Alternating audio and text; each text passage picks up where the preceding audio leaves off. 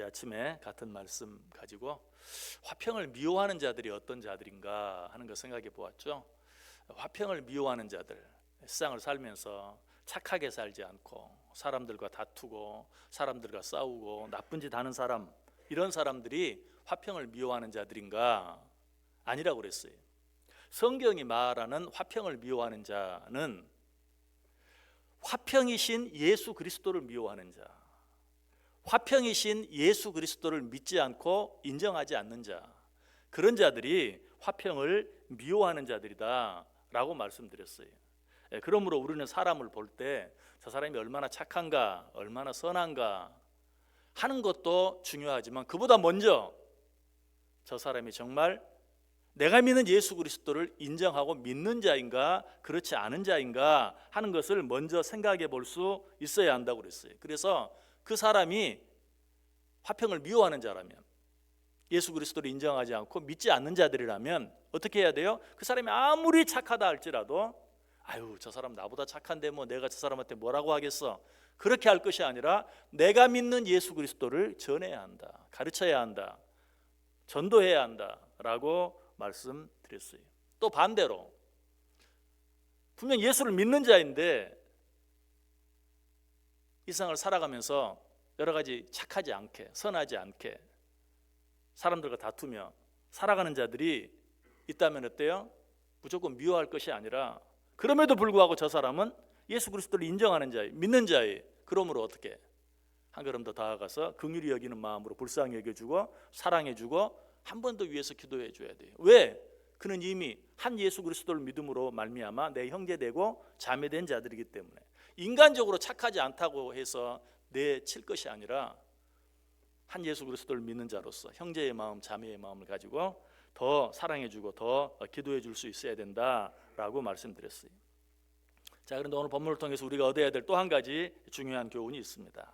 그것은 이 세상 사람들이 화평으로 이 땅에 오신 예수 그리스도를 인정하지 않고 믿지 아니함으로 그를 미워했다면, 아니 그를 싫어했고 그를 죽이기까지 했다면 그 예수 그리스도를 믿고 사는 우리들에 대해서는 어떻게 하겠는가 하는 것이, 그들이 우리를 좋아할까요? 절대 그럴 리가 없죠. 그들은 우리를 싫어하게 돼 있어요. 왜? 화평이신 예수 그리스도를 미워했기 때문에. 오늘 본문이 뭐라고 말하고 있어요? 그들은 화평이신 예수 그리스도를 미워했기 때문에 우리가 그들에게 화평이신 예수 그리스도에 대해서 말만 하려고 해도 어떻게 한다? 싸우려고 한다, 대든다. 여러분 이게 당연한 거예요. 우리가 세상을 살아가면서 믿지 않는 자들이 우리를 공연히 미워하고 우리를 공연히 싫어하는 이런 일들을 당할 때 우리는 그런 일들을 이상한 일 당하는 것처럼 여길 것이 아니라 어떻게 해야 한다? 당연한 것으로. 저들은 화평이신 예수 그리스도 자체를 인정하지 않았다, 그 예수 그리스도를 절대 영접해 드리지 않았다, 그 예수 그리스도를 미워했다, 싫어했다, 결국은 어떻게? 십자가에 달려 죽이기까지 했다. 그런 그들이 우리들에게 어떻게 하겠는가 하는 것을 생각해 볼 수 있어야 돼요. 그래서 예수님께서도 요한복음 15장 19절에서 뭐라고 말합니까?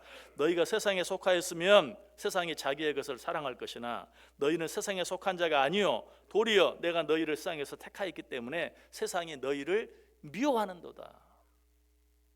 하나님을 믿고 사는 우리들이 세상을 사는 동안에 세상 사람들이 우리를 미워하는 것이 당연하다. 그렇다면 이런 일을 우리가 당할 때 우리들은 어떻게 해야 할까요? 바로 그 다음 절에서 이렇게 말하죠. 세상이 너희를 미워하면 너희보다 먼저 나를 미워한 줄을 알라. 그래, 저들이 예수 그리스도를 미워했지. 그러니 예수 그리스도를 믿는다고 하는 우리들을 얼마나 미워하겠는가 하고 그것을 당연하게 여길 수 있어야 된다. 그런데 혹시 여러분 가운데 이 말을 들으면서 나는 그래도 세상 사람들에게 미움받지 않고 사는데요 라고 생각하는 분 계십니까? 어쩌면 그분은 참 착하게 선하게 모든 사람들과 관계를 잘하면서 살았을지도 몰라요. 그러나 단 한 번도 예수를 믿지 않는 사람에게 미움을 당해본 적이 없다면 그것은 나에게 뭔가 문제가 있는 것이, 내가 그 사람에게 내가 믿는 예수 그리스도를 단 한 번도 전하지 않았든지, 내가 예수 그리스도를 믿는 사람이라고 단 한 번도 시인을 하지 않았든지, 또 내가 그 사람에게 예수 그리스도를 믿으라고 전도를 단 한 번도 하지 않았기 때문에 그 그 사람이 나를 싫어하지 않는 거예요. 내가 아무리 착하게 살고 아무리 선하게 살고 내가 그 사람에게 아무리 잘해준다 할지라도 내가 그 사람을 만날 때마다 예수 믿으셔야 돼요. 예수 믿고 살아야 합니다. 예수 믿지 아니하면 지옥 갑니다 라고 말하고 또 말하고 또 말한다면 결국 나를 좋아할 사람은 없어요. 그렇기 때문에 내가 하나님을 믿지 않는 자, 예수 그리스도를 믿지 않는 자에게 단 한 번도 미움을 받은 적이 없다면 내가 정말 예수 그리스도를 믿는 사람으로서 바로 잘 살고 있는가 한번 확인해 봐야 돼요. 진정으로 예수를 믿는 자들, 그리고 내가 예수 믿는 것을 시인하고 다른 사람에게 그 예수를 전하기 위해서 애쓰는 자라면 예수를 믿는다는 것 때문에 미움을 당하고 싫어함을 당하고 또 욕을 먹는 것이 당연하다. 그러나 우리가 그런 일을 당한다고 해서 그것 때문에 염려할 필요는 없어요. 오히려 기뻐해야 돼요. 왜? 마태복음 5장 11절 12절이 이렇게 말하고 있기 때문에 나로 말미암아 너희를 욕하고 박해하고 거짓으로 너희를 거스려 모든 악한 말을 할 때에는 너희에게 복이 있나니 기뻐하고 즐거워하라. 하늘에서 너희의 상이 큼이라. 너희 전에 있던 선지자들도 이같이 박해하였느니라. 예수님만 세상에서 미움을 당하고 핍박을 당한 것이 아니라 우리보다 먼저 신앙생활을 했던 신앙의 선배들도, 위대한 믿음의 선배들도 그들도 미움을 당하고 그들도 핍박을 받았다. 지금 여러분에게 혹시 이런 어려움, 이런 핍박이 있습니까? 누군가가 여러분이 예수 그리스도를 믿는다는 것 때문에 싫어합니까? 예수를 믿으려면 차라리 하나님을 믿으려면 차라리 내 주먹을 믿어라. 하나님이 어디 계시냐? 예수님이 어디 계시냐? 하나님이 너 같은 사람 사랑할 것 같으냐? 여러 가지 말로 우리에게 거짓말로 우리를 괴롭게 하고 힘들게 하는 자들, 말로 우리를 아프게 하고 괴롭게 하는 자들이 혹 있습니까? 그들은 화평이신 예수 그리스도에게도 그렇게 했고 그를 믿고 따른 우리 신앙의 선배들에게도 그렇게 했다. 그런 그들이 우리들에게 그렇게 하는 것은 너무나 당연하다. 우리는 그런 일을 두려워할 필요가 없고 당연한 일로 받으면서 오히려 기뻐하고 즐거워할 수 있어야 한다. 자, 그런데 우리가 이런 일들로 인하여 기뻐하고 즐거워하면서 반드시 조심해야 될, 반드시 기억해야 될 일이 두 가지가 있어요.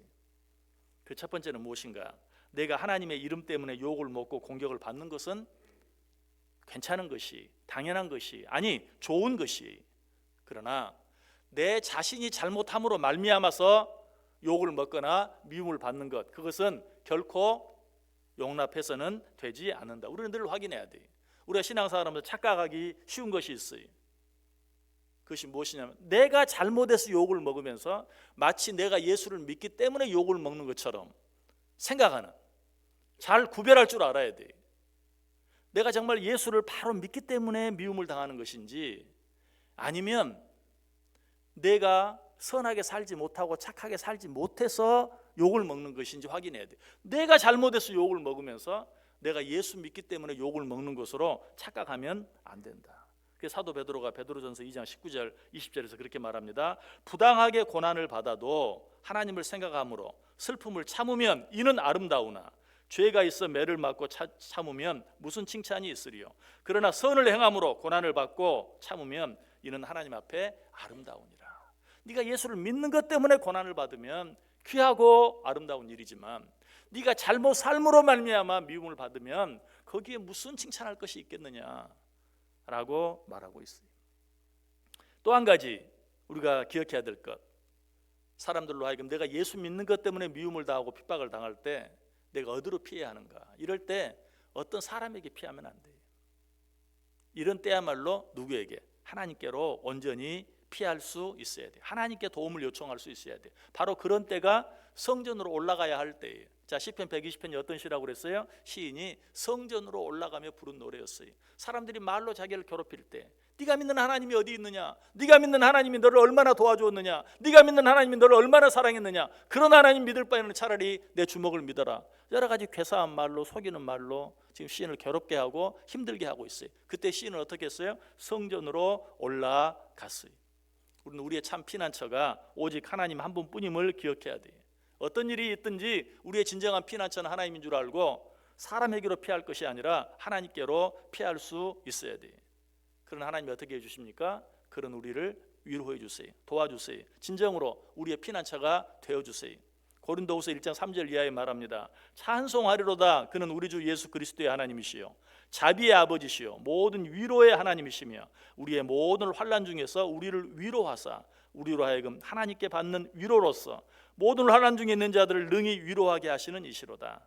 그리스도의 고난이 우리에게 넘친 것 같이 우리가 받는 위로도 그리스도로 말미암아 넘치는도다. 여러분의 어떤 위로가 필요합니까? 하나님께로 올라가시기 바랍니다. 하나님께로 피하시길 바랍니다.